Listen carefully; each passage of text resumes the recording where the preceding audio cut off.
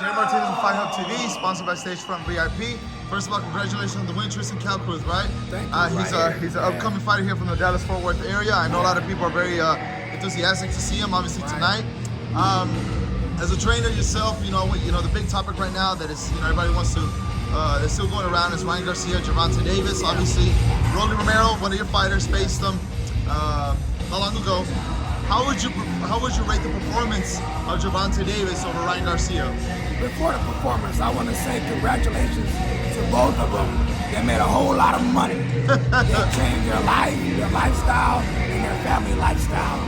The performance, we know Tank was going to do what he's going to do. I thought Ryan was going to put on more of a fight in the early part of the fight.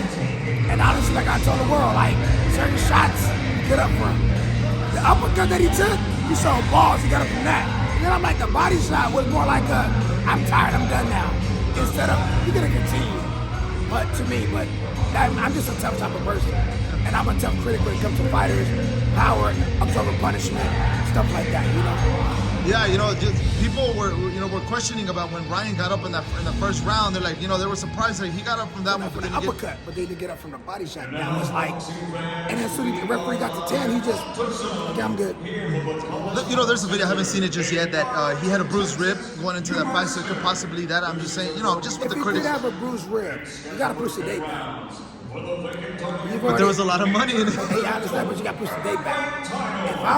If I'm fighting for that type of money, that type of caliber fight, and we got an injury, especially a rib injury, bro, you tall, Tank gonna go to your body regardless.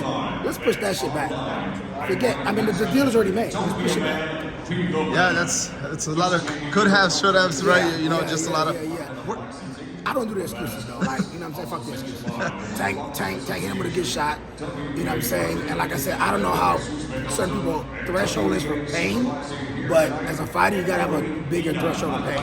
And like tonight, Tristan went to a freaking heavyweight pay-per-view battle. You know what I'm saying? And he weathered the storm. The guy was 240 then, man. He was 201. And Tristan's a big boy. Big boy. That boy was bigger. Yeah, I know. Where does Ryan Garcia go from here? They said that Gervonta Davis and Ryan Garcia, they're succeeded pay-per-view numbers. They're not saying because of Ryan. There's the same because of the whole build-up of the fight. But where does Ryan go from here? There's infinite fights. He's going to 140. Where do you think he gets next? He has his whole career ahead of him. Like Canelo took a loss to Mayweather. He made way more money after. We lost to Tank. We're gonna make way more money. Listen, you're a boxer, bro. You're gonna win some, you're gonna lose some. One day Tank is gonna lose. One day, a lot of guys, Canelo lost. One day, Benavidez may take. Don't mean that their career is over. All this undefeated shit is overrated. You know what I'm saying? You're a fighter. You're a fighter. Like we said, he's going to 140. Do you also think that the rehydration class has something to do with it? A lot. You can't perform how you think you can perform. Your sparring sessions were great, but if you can't rehydrate to that weight back in fight night, you're not going to feel the same. Could he potentially have a rematch as well? Maybe even going into 140 at the moment and be like, hey, let's do the 140, no rehydration clause. Let me just. Would you want to see that too? Well, for us, it's Rolly at 140 with the belt, rematching Gervonta. We'll fight Gervonta or Ryan or anybody at 140 that really want to fight and that we can make some money with and get some accolades with. It's not just about the money for me, it's about the accolades. The belts do matter. Most people say the belts don't matter. They matter. Yeah, the belts give you leverage and power to negotiate, and now you're a champion. You see what I'm saying? So at 140, they could do it again, but Tank knows that Ryan is way bigger than him. He's not going to agree to that. Ryan is bigger than Rolly. Taller. He's like a Barrios, you know what I'm saying? Yeah. So at the end of the day, them wishing on the star for the 140-pound. But like I said, the pay-per-view is so good, and the profit margin is so great. They might as well do it again too. My next question, you just jump into it, Rolly Romero. Yeah. After the fight, we caught up with him, and he said, "Man, I was one that gave Gervonta Davis a tougher fight than Ryan Garcia." Yeah. A lot of critics actually backed up Rolly Romero on that on social media. What's your take on that? Obviously, you're facing it. Absolutely. Ryan didn't bring a threat to Tank like Rolly did. See, Rolly got that type of power that he can take it up to middleweight, 168 with his type of power. But Ryan don't have that type of. He can't put that fear in Tank. You know what I'm saying? So at the end of the day, sometimes it's the intangibles that matters more than your speed, your power. It's your heart and your guts. See, Rolly got heart. Rolly like to fight. Rolly want to knock you out. Some guys are just happy to go 12 rounds. The fans love to see knockouts. Boxing's about knockouts. They don't give a goddamn who get knocked out. They want to see somebody get knocked out. And they're happy they go home. Did you see that shit? You know what I mean? I'm a knockout fan. You know what I'm saying? So, you know, it's what sells tickets. You remember Mike Tyson? Yeah. You can't, you know, don't get no popcorn. It's over. You're gonna miss get it. your shit at the co-main event for the main event, you know? There's also, you know, Rolly Romero kept on arguing about, hey, you know, I gave him a good fight. You know, he would like the rematch. That potential rematch doesn't take place with Ryan. Where does Gervonta Davis go from here? You know, there's options for him still at 135.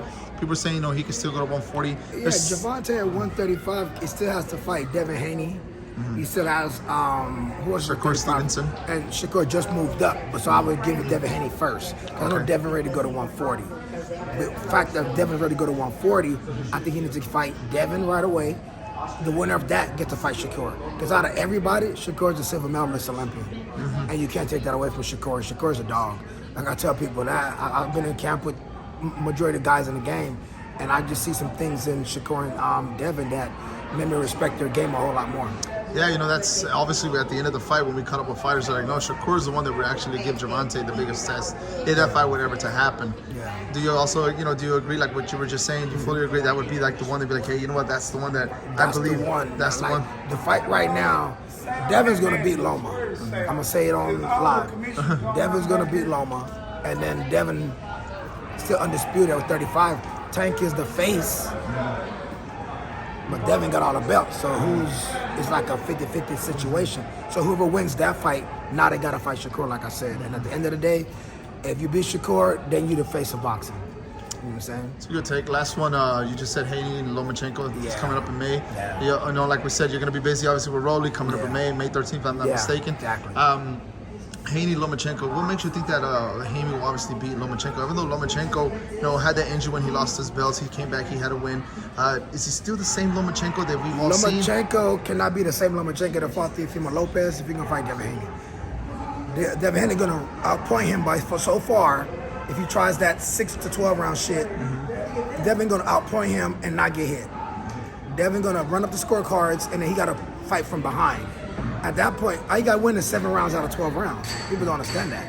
You could give away in between 8 and number 10 and maybe 12. You give him 3 rounds. He still won majority of the fight, 9 rounds. So at the end of the day, for me, I just feel Devin Haney's too big, too strong, too skillful, great defense. So Loma don't have a chance to beat Devin Haney. Amazing breakdowns, Coach Bullet. Thank you so much for speaking on Fight Hub TV, and congratulations on the win, and looking forward for your victory. For Rolly, Jersey Capital here from Dallas Fort Worth area. Thank you so much for speaking on Fight Hub TV. Thank you for your time, Coach. Let you enjoy your night.